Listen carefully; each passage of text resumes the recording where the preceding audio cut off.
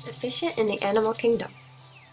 The primary functions of the respiratory system are to supply oxygen to the body tissue and to carry away carbon dioxide produced by high levels of metabolic activity.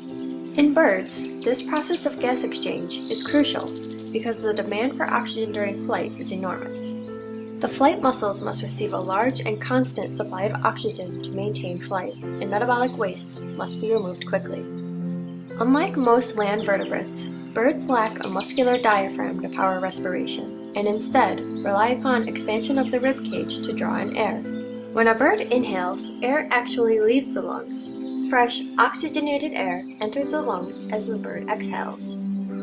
The avian respiratory system is composed of the trachea, relatively small lungs, and usually 9 large air sacs.